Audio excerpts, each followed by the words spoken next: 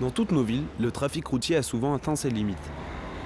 Représentant 65% des modes de déplacement, le nombre de voitures ne cesse d'augmenter au détriment des autres moyens de transport. Classée dans les villes françaises les plus polluées, la métropole lilloise n'échappe pas à la règle. Cependant, des alternatives existent. Quels sont donc ces moyens de transport? Peuvent-ils vraiment remplacer la voiture?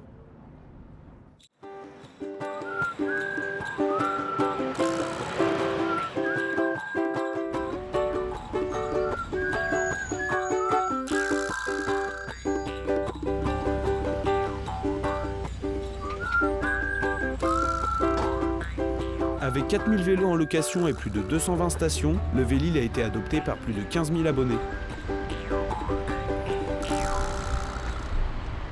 Pour des petits parcours avec des vélos toujours à disposition pour une somme modique, c'est vraiment extrêmement pratique lorsque je dois me déplacer dans des déplacements très courts, pour aller faire mes courses rapidement, pour des tout petits déplacements, je n'y vois que des intérêts. Se passer de la voiture, complètement je ne crois pas. Maintenant, avoir une utilisation alternative, une utilisation complémentaire du vélo, là ça j'y crois sérieusement. De plus en plus présente et avec un coût d'achat peu élevé, la trottinette se faufile partout. L'intérêt de la trottinette par rapport au vélo, je pense que d'un point de vue pratique, pour aller dans des magasins, dans des salles de cours pour les jeunes étudiants ou pour toute personne devant monter dans un bus ou dans des transports quelconques, c'est pratique de l'avoir sur soi et pas d'avoir un vélo pour monter. Monter, c'est pas pratique du tout.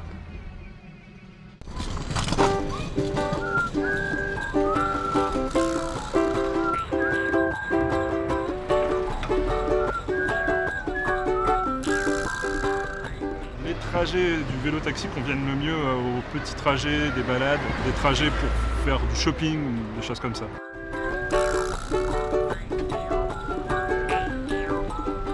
L'écologie n'est pas le premier argument, c'est surtout vraiment le service qu'on rend aux personnes. Les personnes qui montent dans un vélo-taxi ne pensent pas à l'écologie en premier lieu.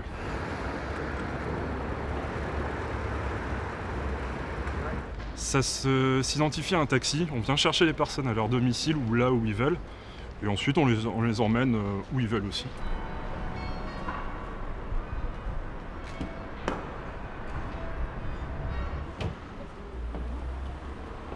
Altermove, en fait, on est sur un concept de déplacement urbain. On va vendre tout produit qui va être utile pour se déplacer en ville, excepté la voiture forcément, et avec une orientation pas à 100%, mais quasi à 100% électrique. Le vélo assistance électrique remet des gens sur des vélos. Il y a des gens qui n'ont pas fait de vélo depuis 15-20 ans, ils vont refaire du vélo grâce à l'électrique. Des gens qui ne pouvaient plus le faire parce qu'ils ont des problèmes de santé, par exemple, ils refont du vélo grâce à l'électrique. Donc c'est vrai que l'engouement du vélo vient aussi par l'engouement de l'électrique et du fait qu'on peut plus se déplacer en ville, en voiture. On a vu très rapidement que la première raison était économique. Et à juste titre, l'économie peut amener à l'écologie même sans le vouloir. Donc c'est ça qui est intéressant, mais c'est vraiment totalement économique. Le triporteur et le biporteur, effectivement, pour la ville, c'est vraiment top. Pour une raison toute simple, on a les enfants à vue. Là où la remorque va être un peu plus loisir, le bi et le triporteur, on va être vraiment plus dans le déplacement urbain. L'association Vélo Woman, le vélo en famille ça roule, est une association donc, dans le but de développer la mobilité des familles et des femmes à vélo. On souhaite proposer donc, aux familles une solution alternative en se déplaçant en convoi exceptionnel. Donc, ce sont des vélos utilitaires familiaux qui peuvent transporter de 2 à 4 enfants. Ce qui serait intéressant, et on a encore du chemin à faire, par rapport à certaines villes et notamment les pays nordiques qu'on ne cesse de citer, c'est de pouvoir avoir une ville interconnectée et de faire en sorte que les pouvoirs publics, les collectivités puissent prendre en compte ce moyen de déplacement une fois pour toutes. La démarche que j'ai lancée, l'initiative autour de Vélo Woman, de la mobilité en vélo auprès des familles, part d'une démarche citoyenne. Fondée en 1982, l'association Droit au vélo a pour but de promouvoir le vélo comme un moyen de transport alternatif. De plus en plus, il y a aussi des personnes qui se déplacent à vélo parce qu'il y a aussi le souci de santé derrière. Et du coup, comme toute activité physique, c'est un vrai bienfait pour la santé. Il faut savoir que la pollution de l'air est à l'origine en France de 20 000 à 40 000 décès prématurés. Parce qu'en fait, ça pose des gros soucis de santé publique au niveau respiratoire notamment. Ça augmente les risques de maladies cardiovasculaires, ça augmente le risque de certains cancers par exemple. Et du coup, un des objectifs de l'ADAV, c'est aussi de réduire la part de la voiture et par conséquent la part de la pollution qu'elle génère. Implantée en plein centre de l'île, l'Atmo est une association qui œuvre à informer particuliers et professionnels sur la pollution de l'air. Les concentrations de polluants ont tendance à baisser, mais c'est une légère tendance qui doit se confirmer dans le temps. Pour l'instant, c'est des premières observations.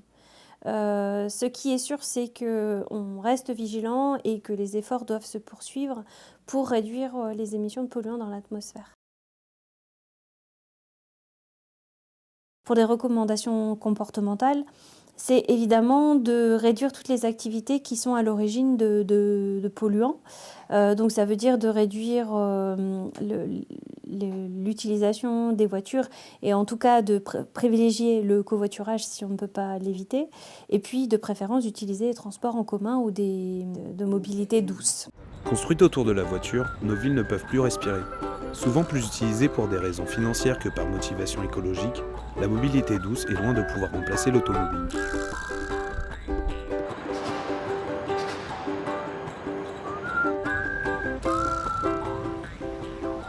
Encore récent, le succès de ces nouveaux moyens de transport ne peut se concrétiser que par un réaménagement de nos villes et un réel changement de nos habitudes.